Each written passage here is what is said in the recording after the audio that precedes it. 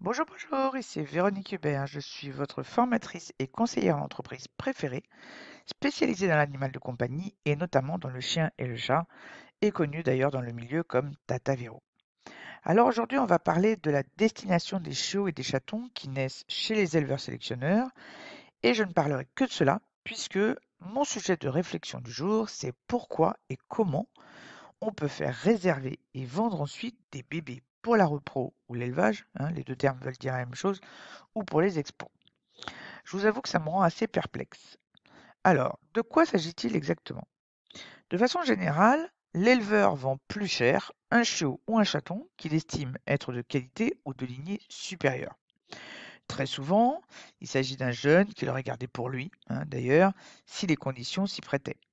Seulement voilà, s'il ne le garde pas, c'est pour des raisons qui sont fréquentes, comme le surnombre de chiens ou de chats par rapport à la réglementation sanitaire, et oui, faut pas l'oublier, ou alors des parents de ce jeune chien ou de ce jeune chat qui sont encore jeunes et qui pourront de nouveau reproduire en effectuant la même portée, ne serait-ce que l'année d'après, ou un frère ou une sœur qui a été préféré, donc qui a été gardé, donc pas besoin d'en garder un second de la même portée, même si les deux sont de même valeur, etc.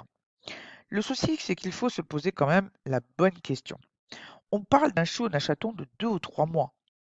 Alors, comment on peut garantir qu'un si jeune sujet sera capable de reproduire ou qu'il n'évoluera pas dans le mauvais sens dans 6 ou 12 mois? Comment peut-on garantir que la taille, les dents, les testicules pour les mâles resteront conformes pendant tout ce temps-là? Eh bien, désolé, mais pour moi, c'est impossible. Tout simplement parce qu'on n'est pas à l'intérieur. On n'a pas de baguette magique. Et surtout, en 6 9 mois, il y a tellement de choses qui peuvent arriver. Des dents qui poussent pas, qui sont absentes, donc c'est-à-dire on s'aperçoit en faisant une radio, il y en a certaines qui sont pas là. Des testicules qui remontent, évidemment. Des chiots, des chatons qui arrêtent leur croissance extrêmement tôt, ou au contraire, qui semblent ne plus vouloir s'arrêter de pousser et dépassent les limites du standard, surtout en chien. Des ovaires qui sont finalement absents ou truffés de kystes, qui sont à l'origine de saillies non gestantes ou d'avortements.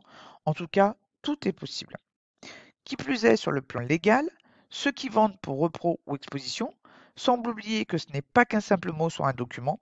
On parle bien de garanties qui peuvent être interprétées de façon différente par l'acquéreur et donc de dédommagement au cas où ces garanties ne pourraient pas s'appliquer. Et contrairement à ce que beaucoup d'éleveurs pensent, le simple échange avec un autre animal peut ne pas être suffisant. Alors si j'ai un bon conseil à vous donner, évitez de vous trouver dans une situation que vous ne maîtrisez pas. Et si un acquéreur souhaite ce type de garantie, eh bien, il prend son animal à minimum 6 ou 8 mois et il en assume le prix, qui peut passer du simple au double ou au triple en fonction de sa valeur à cet âge. Pour ma part, sur une race comme le berger de Shetland, où on s'arrache les cheveux quand les chiots ont entre 2 et 6 mois tellement on perd des pièces, il me serait jamais venu à l'idée de proposer à 2 ou 3 mois un chien aussi jeune avec de telles garanties, même après 30 ans d'élevage. Quand j'avais des demandes pour des chiots de qualité supérieure, eh bien mon discours restait le même. Pas avant 6 mois minimum.